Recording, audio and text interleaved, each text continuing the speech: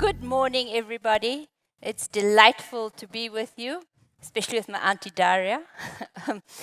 So, why did they think that 60,000 Rand would do it, in a Dior or Gucci bag? Not when you've got these three people with you. I would like to, firstly, let me start, dedicate this panel to our colleague Tsidi Madia of Eyewitness News.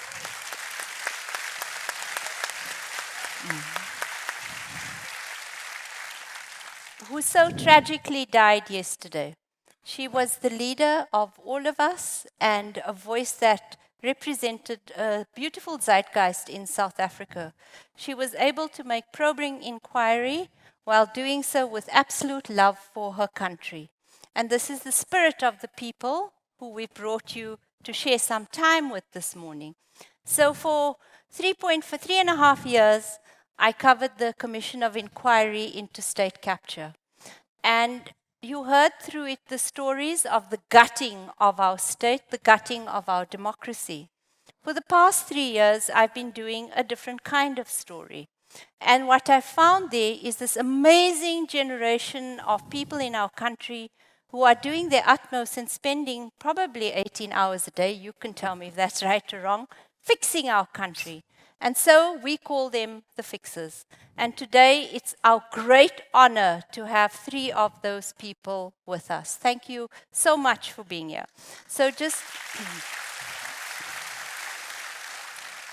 And they're going to give us an anatomy and a barometer of how far we are along, but just some numbers before we start. So as the commissioner of SARS, in the past financial year, Kieswetter and his team collected 2.3 trillion rands from us, 447 billion rand of which was refunded. I want to see how quickly you do that, Ed. But here's the big number for today. 30 billion of that is from syndicated crime, conducting 198 complex investigations and 33 state capture cases.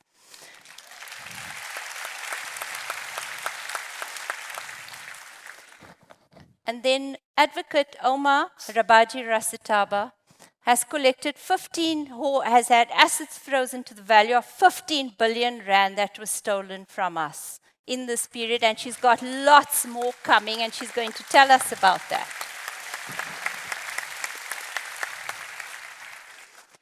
In the past year, since he's been Home Affairs Minister, Minister Leon Schreiber, 36 years old, has delivered 3.6 million smart IDs, more than this is in the past year, almost 500,000 more than the previous annual record, and cleared a visa backlog of 306,000 applications. I hope some of you are among those that were cleared.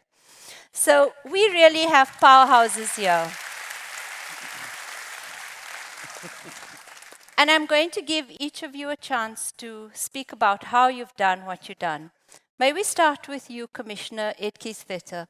You took this big job after Tom Moyane and his crew had according to the Nugent Commission of Inquiry, really gutted a fine institution which had been made by the late Praveen Gordhan. What did you find, and how did you do it?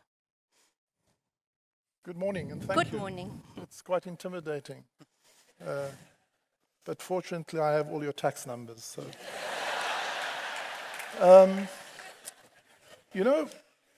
building institutional integrity starts from the inside out. This morning, just before we came here, we were invited into the makeup room, and the makeup artist said to me, "There's not much we can do for you." And the success rate for people of your cases is not very high. And sometimes we start fixing organizations from the outside. And no more lipstick will make me any prettier than what I am, so I try and drink water and fix myself from the inside. Institutional integrity is about fixing organizations from the inside out. And so after assessing the true state of disrepair at SARS, we knew we needed to start with the soft things. The technology, systems and processes, and even AI is relatively easy to implement. but it's about winning the hearts and minds of people and making them believe that together we can succeed. So for me, I started the journey of rebuilding SARS on the first day, 1st of May. It was a public holiday, and by midday, every member of staff received a letter from me, personalized, in which I made 4 things clear. Firstly, in addition to the fact that it was an inordinate privilege, firstly, where I stood on state capture. If leaders aren't clear where they stand on matters of substance, then what do you stand for? And typically, if you stand for nothing, you'll fall for anything. And so the first part of my letter was to say, I felt state capture was real, and if you don't agree with me, let's talk. The second was, I set out a few things that I told the then 12,000 staff. This is what you can expect of me, and you can hold me accountable. Then thirdly, I said, and this is what I expect of you, and I will hold you accountable for. And then fourthly, if we work together, this is what we can achieve. And we set out very clear objectives, measurable results, and we measure it religiously every year. And so for me, that's the first, from the outside in. And then, of course, the second thing is about taking the tough issues head on early, but do it with integrity. So sitting down with the leaders that were compromised, telling them that I would conduct a fair process, but we'll follow the outcome. And within a few months, we took leave of about 6 of those leaders, reconstituted the leadership team, and redirected them into roles that they were more suited for. And then thirdly, a very clear and compelling strategic story. Everyone wants to win. And our job as leaders is to create a vision and a path that gives people the confidence that they can win. And then fourthly, I come back to what do we expect of leaders? And for me, firstly, building meritocracies. I do not believe that we should put people in places for which they are set up to fail. So there are 5 things we look for in leaders. The first is, do they have the right character? We have a clear leadership model. Who are you? Your character, your competence, the attributes that define you. Secondly, do you have the ability to do the work? If you don't, then you're going to fail. Thirdly, do you have a track record of delivery? When I look in your past, because the best predictor of leadership is leadership. And then we also set the values of integrity and incorruptibility or irreproachability quite high. So that's where we started and have remained single-mindedly committed to rebuilding institutional integrity that can outlive us. But it starts and ends with leadership and places people in the center of everything that we do. Thank you very much, Ed. There's many questions I want to ask.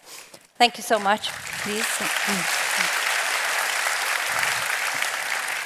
So many of you, and Ouma gets it regularly, ask, so where are the orange overalls? Why is nobody, none of the big people who were at the center of the state capture story, why are they in parliament, some in government? Why are they not in jail? So I've learned, when asked that question, I turn to advocate Ouma, Rabaji-Rasethaba, and I say, well, Ouma has collected 15 billion back from them or frozen their assets. Tell us what you've achieved in these years and how you've done it. Thank you very much. Morning to all our participants. So my mandate as Asset for Future Unit comes from the Constitution. I'm part of the National Prosecuting Authority. And as you rightly point out, we are there to prosecute without fear, favor, and prejudice. But here's where I come in and do any other thing that is necessary and incidental to prosecution. So what does that mean? It means I have to go first and take the money for anyone who's going to be accused of crime. Secondly, I need to go and obtain evidence from that person that will enable prosecution. So it was a deliberate strategy on our part as National Prosecuting Authority that Asset Forfeiture Unit must front foot and do everything that will help prosecution. So in fact, we've collected 19 billion on corruption, except that the 15 billion, it's only for the evidence that was ventilated at the State Capture Commission. So, and that's part of accountability, because if you don't go in first and take the money, you're going to be kept in court for 20 years, because the accused people are going to litigate you. There'll be interlocutory applications for the next 20 years, whether it's removal of the prosecutor, removal of the judge, no, this evidence was not put together properly, no, I was not handled properly by the police. It will be everything and anything. So it's critical, therefore, that we go first and take all that money. So 19 billion. Tell me about the 90 billion. So 19 billion we frozen, and 6 billion of that we put in an account, asset recovery account, and some gets paid back to victims of crime, which is a department where the money was stolen. That money goes straight back to that department. So, and we feel very strongly that that's part of accountability, because the last thing you want is that all these matters must be enrolled and voila, there's no prosecution. The second thing which is important is that we must all recognize that we are victims of crime and corruption. When there's no water, when there's no electricity, when there's no textbooks, when there's no medication in hospitals, we are all suffering, and by extension, our relatives and everybody else. So asset forfeiture unit, it's critical and part of justice. It's part of making sure that no one benefits from crime, we take profit out of crime, and we make sure that there is accountability. How that happens is that we put our applications in the High Court. It's a civil process, and we just don't take, because this is a constitutional issue. You just don't take away anyone's property. They have to come back to court and affidavit and explain the source of these funds. And that's where we collect evidence, because they have to tie themselves in, and that's useful for prosecution later. The second point I made is that, of course, we had to come with innovation. You know, during our first 20 years, we had to create jurisprudence that says, in any country, there's got to be a law that's draconian, that's going to deal with the essence of crime. Crime is all about money. Everyone who commits, whether it's organized crime, any of the illicit markets as that described in crime, it's all about money. It ends up being about money. So we had to come up with innovative means, because the Constitutional Court, the SCA have said we need this law. And POCA has got 100% pass with the Constitutional Court, with the SCA, with the High Courts. All the judges knows we go ex parte without giving notice to anyone, to them in their chambers, and say, we think there are reasonable grounds that this money from this person is proceeds of crime. So we had to then think, okay, so what do we do? We've established jurisprudence, we've taken cars, we've taken houses. We had to then come up with a Chapter 6 strategy where we say, if all cases are linked to obtaining evidence for prosecution, and that's called conviction-based, we're not going to make any headway. So we needed to think of expediting non-criminal based forfeiture applications, which is a very low standard, reasonable grounds to believe you go to a judge and you get an order. But over and above that, and based on that case, based on that strategy, we worked with Zondo Commission, got a lot of evidence from them, we put it together and took away the Gupta mine, optimum colliery mine. How much was that? The mine was evaluated at 3.5 billion. It's a massive mine. But not only had they taken the mine away from us as South Africans, they had also really stolen money from, for mine rehabilitation funds, which we were also able to intercept and take away. And the money is, we've recovered that 1.9 billion that they've taken away for rehabilitating the mine. That mine belongs to the Department of Minerals and Energy. We also had to come up with non-trial resolutions with a lot of corporates outside the country that benefited from state capture. Of course, they are in South Africa and we're busy working with them now. We drafted a policy, got approved, and just from entering into resolutions, settlements, agreements with companies that came forward, yes, we were guilty, we did benefit somehow from state capture. We then got 5 billion back. And you know the top cases that we did, ABB in Germany, SAP in Germany, and we also settled with McKinsey, 1.1 billion from the USA.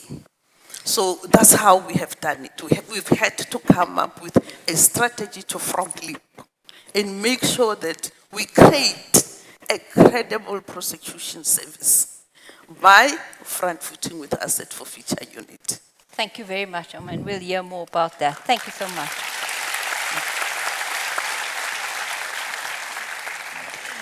So, Minister of Home Affairs, Leon Schreiber, you look like someone who is loving your job. So when I used to work at City Press, my colleagues at the Daily Sun next door, they used to have this campaign called Hell Affairs. Yes. Do you remember that? Yes. It's called Department of Hell Affairs, and that name stuck. Even at the Daily Maverick, the biggest questions we get are about people struggling with home affairs. It's the department that shapes your life from the time you are born to the time you die. And people's experience was quite painful. What did you find when you got in there? Well, thank you very much, and good morning, everyone. It's a great privilege to be here. Yes, I think that's where we have to start. This is exactly the reason why some people asked me, am I crazy to want this job? It's a poison chalice, that because of that moniker of Hell Affairs. So how did you feel when President Ramaphosa called you up and said, this is your... No, I was absolutely delighted. This is exactly the portfolio I wanted for a number of reasons. Someone has to do it. No, seriously, I believe that precisely because Home Affairs has become perhaps the most synonymous department with failed service delivery and with experiences that people have there, and because it touches everyone's life, right, from the beginning of your life to the end and every part in between. That is exactly the portfolio that we should focus on turning around, because I think we would all agree on the day that I was appointed that it was a widespread assumption that this is the most broken part of certainly citizen-facing services in South Africa. And so if we can improve that, then surely we can improve anything. And that's why I want to take Home Affairs from Hell Affairs to Hope Affairs. It's that simple. I want to show that you can take something that everyone has given up on. It's preposterous to say to a minister, why would you want this job? You should want this job. Because this is the one that the turnaround will be the most impactful. So I actually want to just go back and say, there's one thing I'm very grateful for, and that's actually what I did before politics. And maybe that's an important point. You should have a bit of a life outside of politics. Before you were fighting cadre deployment as far as I remember. But even before that, I worked as a researcher at Princeton University in the US for a number of years, and I did research on how do you build successful government institutions in countries in Asia and Africa, often in post-conflict environments. And I was joking the other day, I feel like Home Affairs was like a post-conflict environment in some sense. But that has been so valuable for me in retrospect, because the most important lesson I learned there is that you have to have crystal clear priorities. You have to know exactly what is the root cause of the problem, and then you have to focus on that relentlessly. So when I look back at the first speech I did in the NCOP about 14 months ago now, I had a very clear message, similar to what the Commissioner said.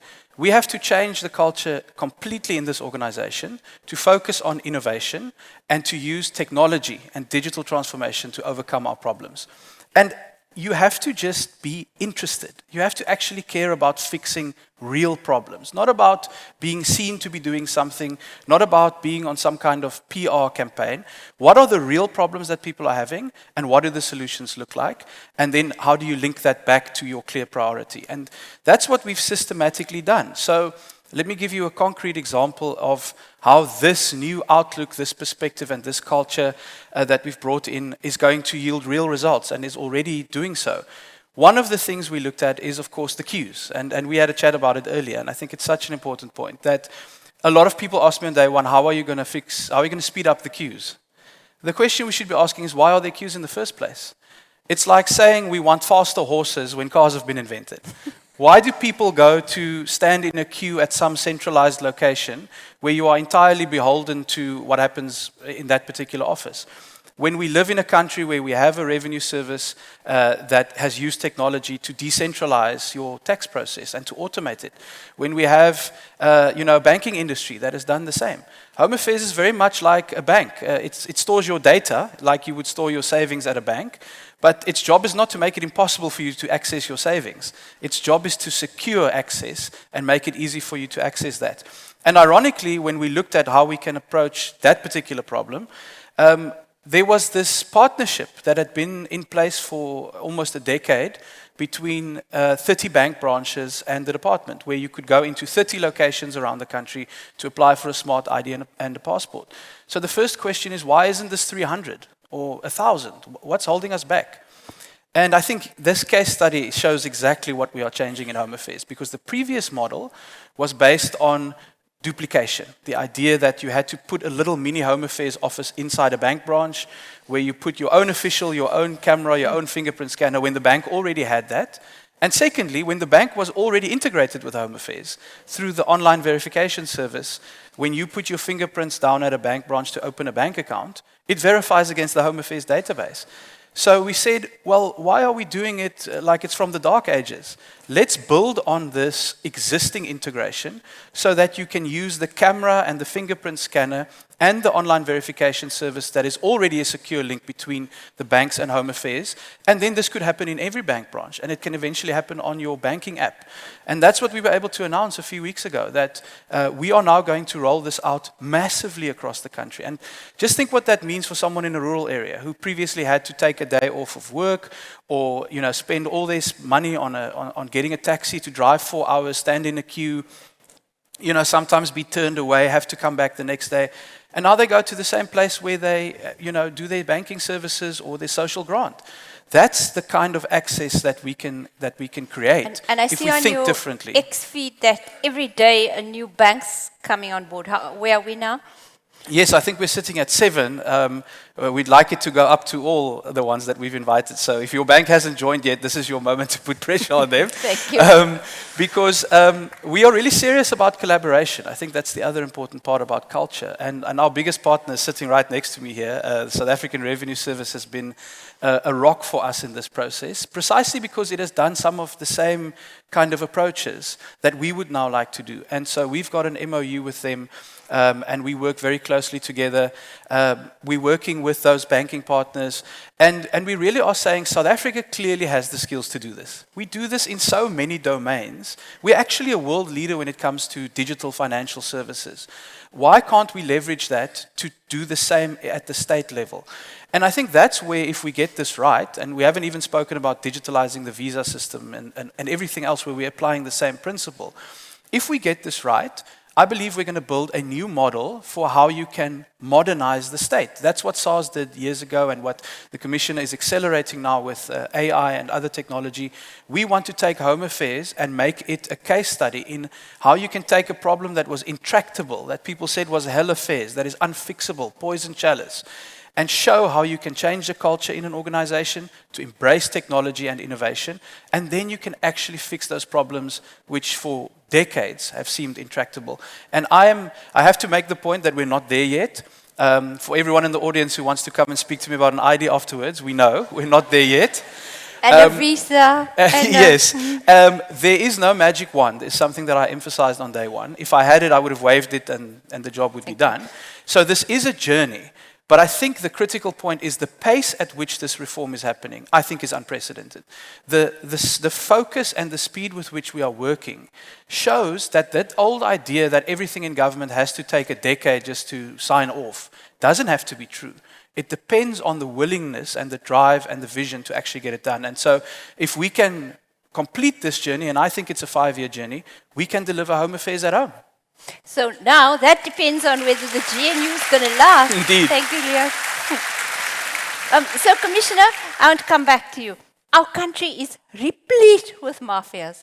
Every time I look, there's a new kind of one. Joburg, water tanker mafias, construction mafias. We seem to build them at a pace that exceeds our ability to reform.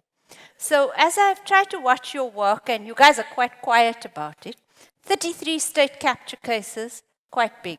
The way that Al Capone was nabbed was on tax. Are you doing the same thing?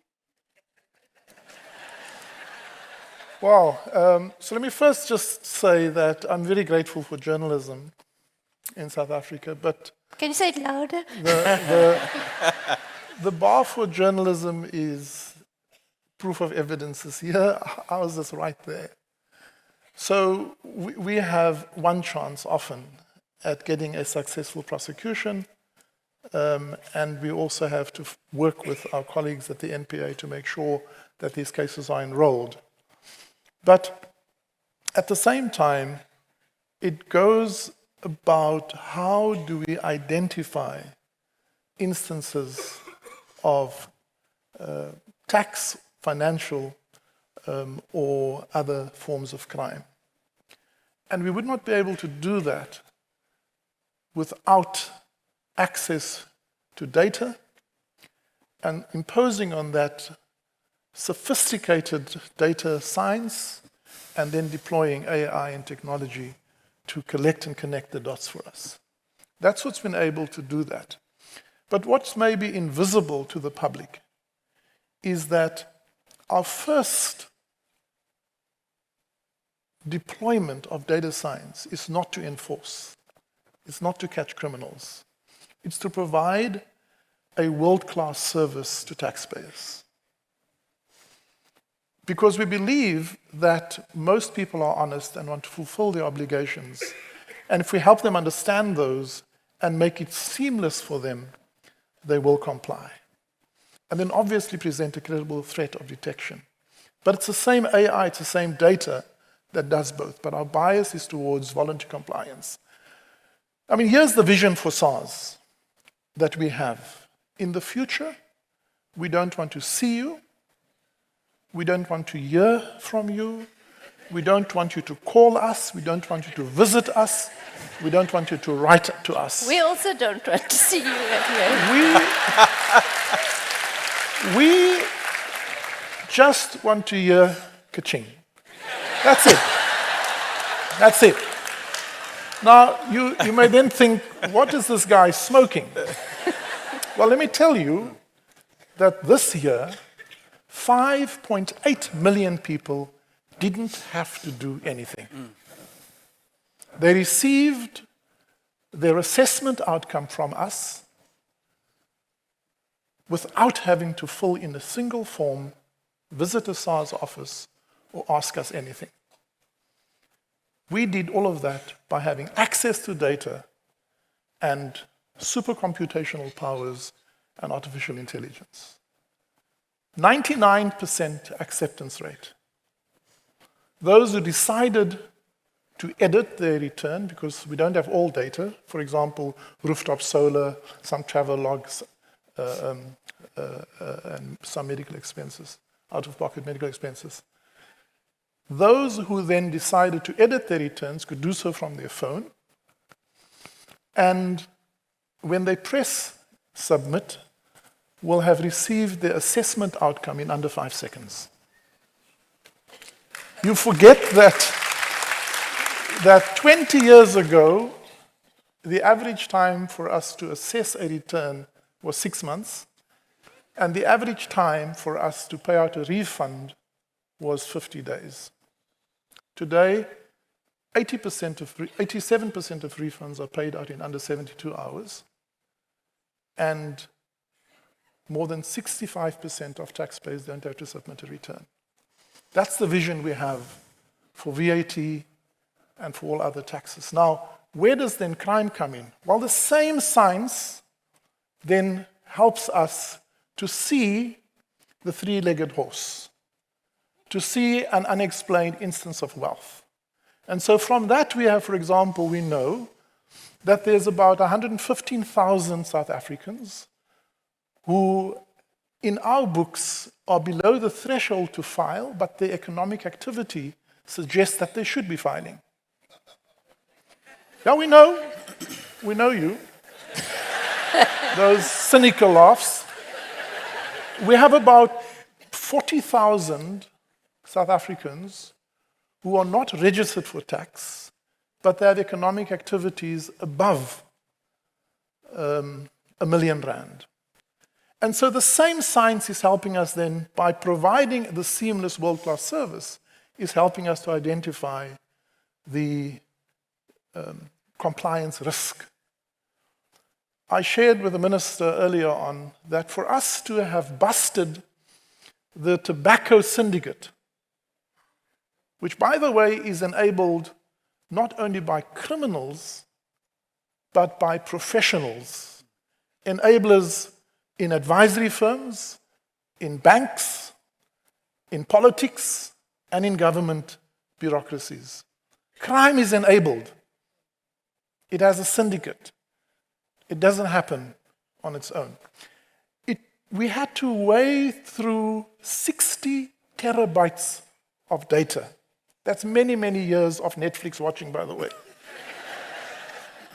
So we took this data dump, took it to a professional forensic company and said, can you go through this and tell us what you see? And they said, sure, it'll cost you 100 million rand, which we don't have.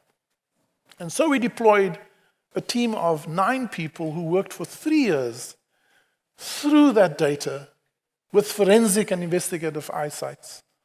And we were able to collect and connect the dots to successfully launch an application in court to attach those assets. And now we hope that the NPA will help us to bring those players to book. So success isn't one big thing. It's about doing many, many little things consistently, repetitively, and sometimes boringly to get the outcomes that we have achieved. And that's just one story that I can share with you. There are many others that I can share, but let me just say that what we know, we have a long way to go. And we are still under-resourced, under-invested, and we'll continue to beat that drum. But you got 7.5 billion. And we are still short. Because we know that we are not doing enough to find those who are not registered, who should be registered, to discover those who are not filing, who ought to be filing, and to prosecute those who are committing tax and financial crime. We know we're literally scratching the surface. At times I feel that I'm going into a gunfight armed with a nail clipper. Some companies' tax departments globally have a bigger budget than the annual budget of SARS. And that's who we are against. And so the continued investment in institutions like SARS and NPA and Home Affairs, and by the way, a whole of government approach, because we can't be an island of success in a government that's failing.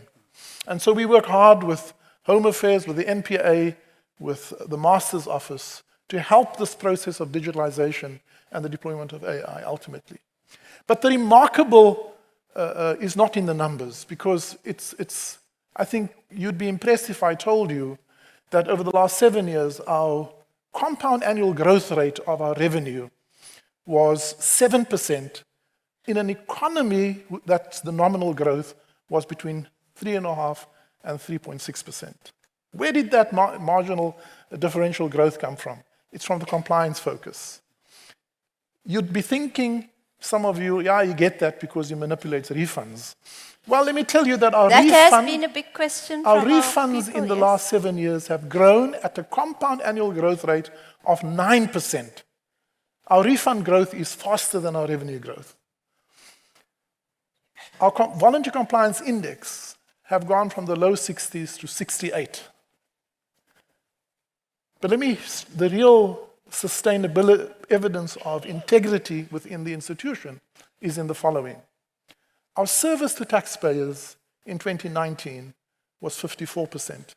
Today it's 87%, measured by hard indicators as per our service charter. Public trust in SARS in 2019 was 48%, today it is 75%. Attitude towards compliance have gone up 11 percentage points from 66 to 77%. And our own employees, when we measured our engagement, first it was just before COVID, it was 61%. When we measured it earlier this year, it was 71%. So unless you have a strategic and systems approach, because these are complex systems, they're not simple, and have ruthless or focused execution, bias for execution, we'll be talking, but have no results. And so I think rebuilding institutions, which is the core of this, the theme of this conversation, is about doing many, many little things, but doing it consistently, doing it thoroughly, and no amount of talking, as even politicians will agree with me. Absolutely. No amount of talking gets work done. Yeah. Clarity is important, but ultimately it's the execution of many, many little things that produces the results that we announce every year. Thank you very much.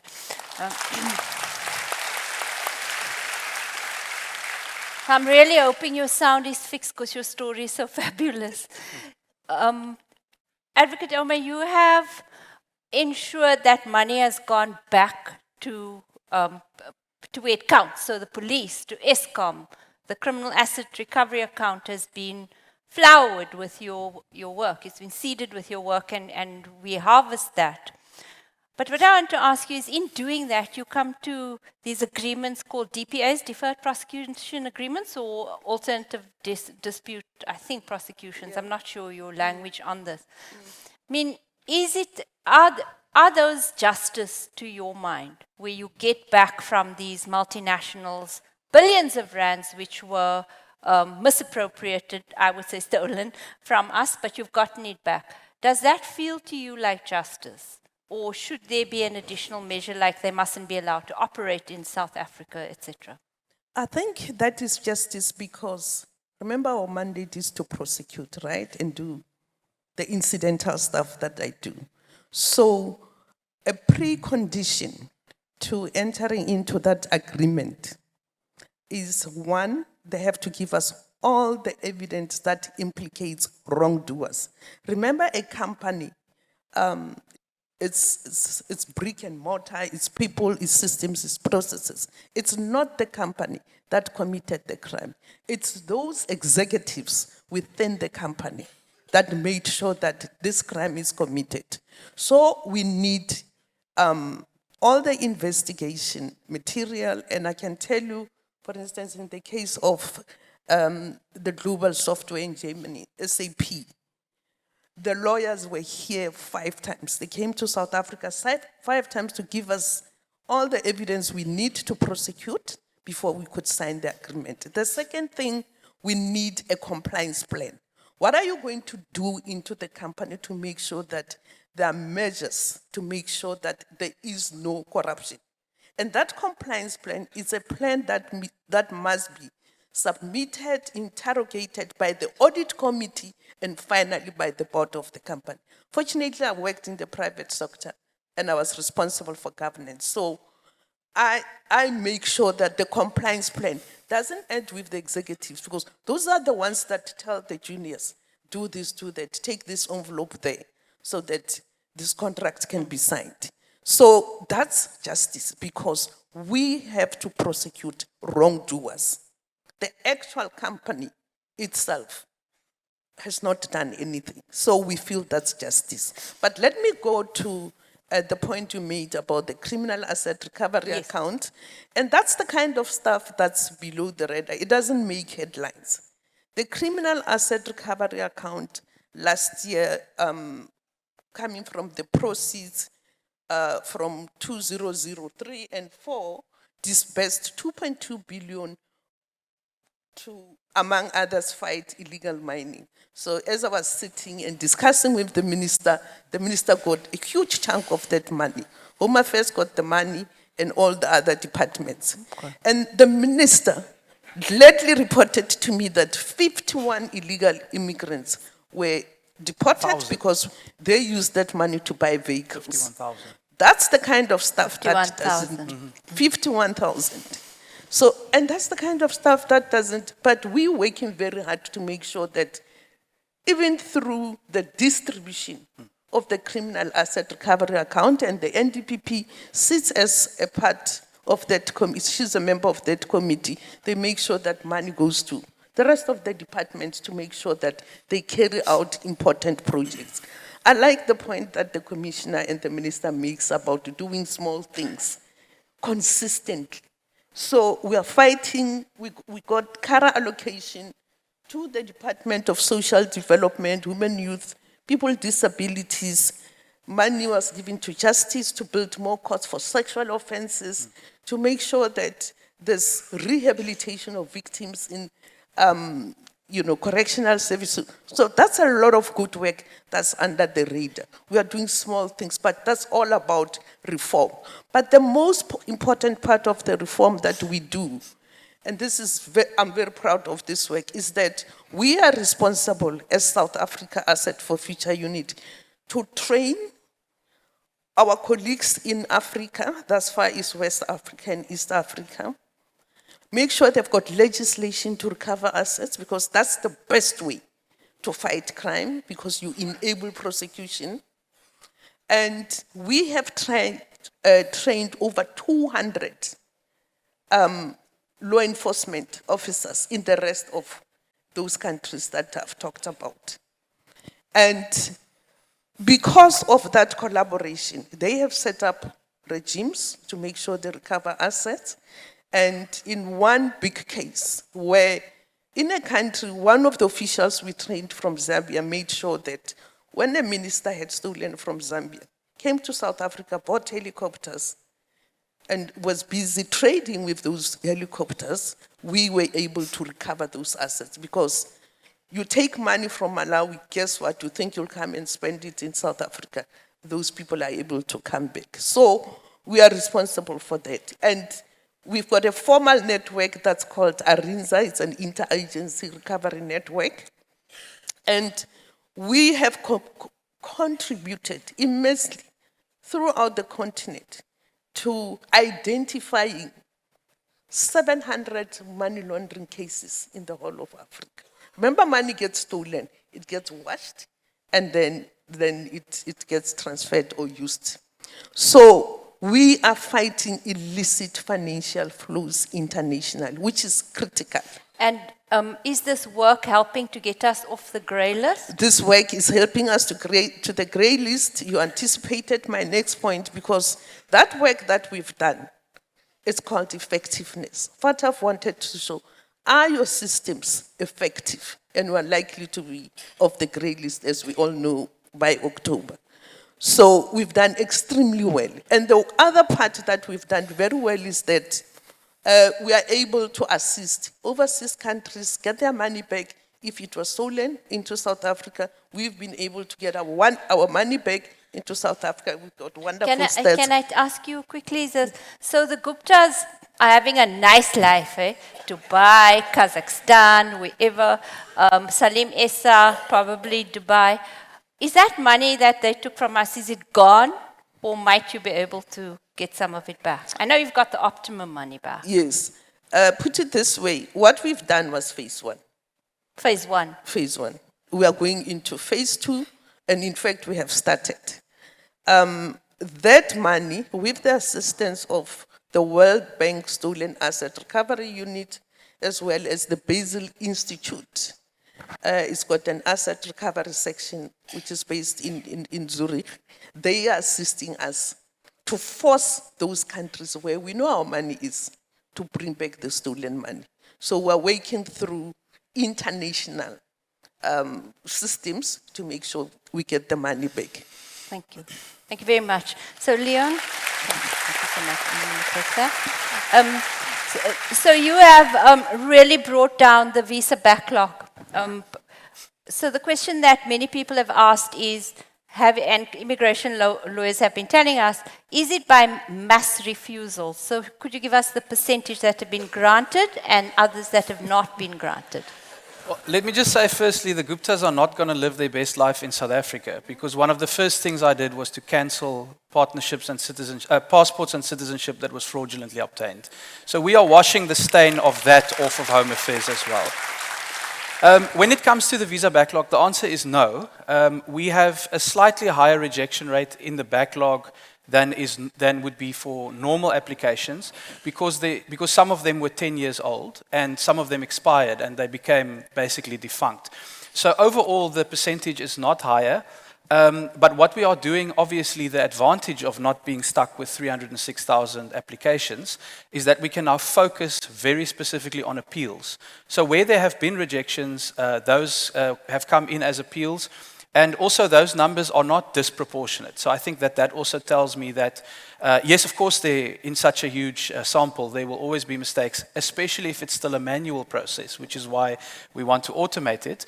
But we are now focused specifically on a much smaller number of appeals, and that should rectify any of those sort of legitimate cases that may have come out incorrectly. I just want to say, Rebecca was talking to the wrong audience when she said she's an AI doomer. I think that's the wrong crowd here.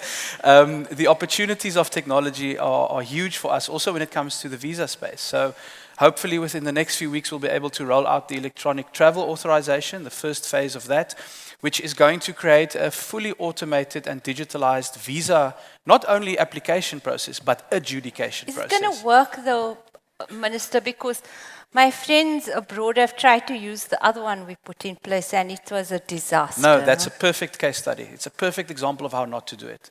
So, this is the point I was getting to, is that technology isn't only about the technical side of it. It's about how you use technological reform to change your process, to re-engineer your business process. The e-visa was taking a manual process and pasting a web page in front of it. So you would apply online, and then your application would go to a person, and they would process it exactly like the manual paper-based visas that are a disaster. So that's what we're not doing. That's how not to do it. So we're replacing that system with the ETA, again with SARS as one of our key partners, so that we can use exactly the same process that the Commissioner was outlining as it relates to your taxes. In other words, here's the data, here's the biometrics on your passport, let's match the face on your passport to a selfie that you have to upload, let's do fraud checks through machine learning, because that computer knows what every passport in the world is supposed to look like. A human could never know that. That machine will assess the passport you upload to check that it is an authentic passport. And then when you arrive in South Africa, you look into a camera again so that we can confirm the face of the traveler who arrived is the same as the one who applied. And of course, the benefits for customs in that process are also evident. So the point is, it's not really about technology. Technology is the critical enabler. But it is beyond that. It is the trigger for business process review. It is the trigger to ask, this document that we've asked you to upload for the last 30 years, does anyone look at it? Or does it just, it's a compliance thing and you put it in a shelf somewhere with another 50,000 of them? What is the purpose of this thing? Because you are challenged to re-engineer your process through technology. And the last point I want to make, Ferial, is the human benefits are astronomical of this reform. Because what I always say to people, they sometimes say, but what about people who can't use a smartphone or in a rural area? I make the point, when you are going for a routine transaction like a new ID or a new passport, you go and stand in a queue. Guess who stands behind you in that queue? It's the mother whose children were never registered. It's the person who could never open a bank account because their entire family tree has never been documented. And Home Affairs cannot get to those complex cases when more than half of what it does is routine things like a new ID or a new passport.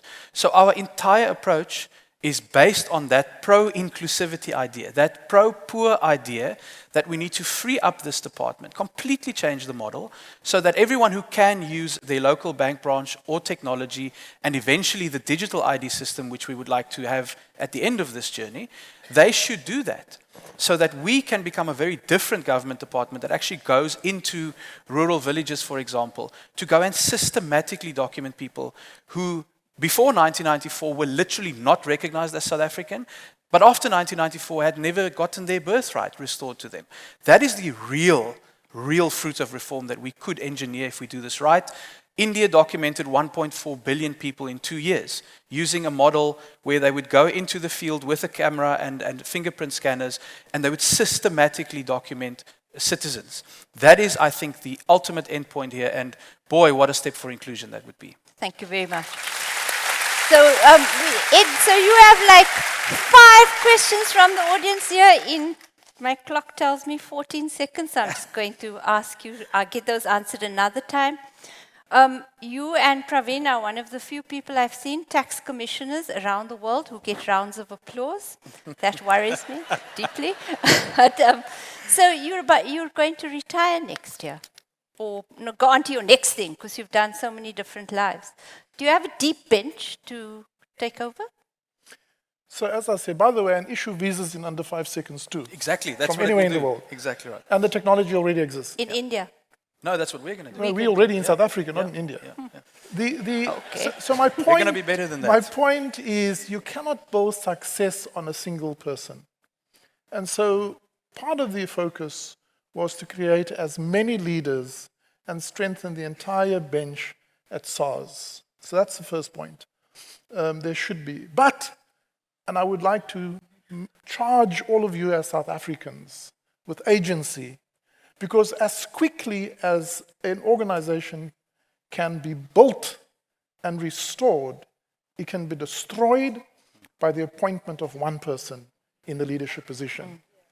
And so whoever is appointed as the future commissioner of SARS, NPA, or the DG of Home Affairs, be a lot more interested and involved and challenge the system if it favors mediocrity over meritocracy. Yeah. Okay.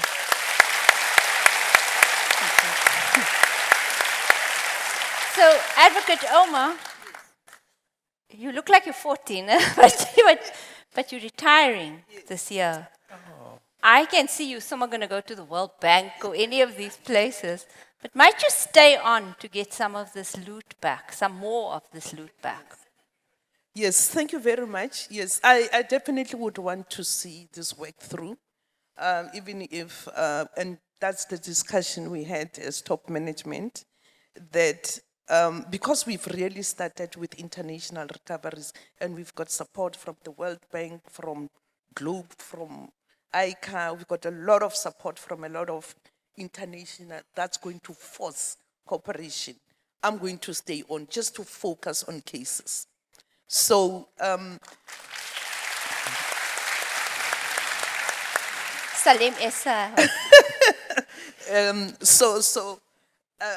I wouldn't want to give names, but definitely those most responsible for looting our state coffers, we are definitely going to be focusing on them with my team, and I will have no rest until I bring that money back. Thank you. So, thank you very much, everybody. That's us done. Thank you. Thank you so much. I think you'll agree that the fix is happening, but I so hear you, Kieswetter, when you say institutions like countries, America for example, they can be destroyed so quickly, and it's up to us as active citizens to make sure they aren't. Thank you so much.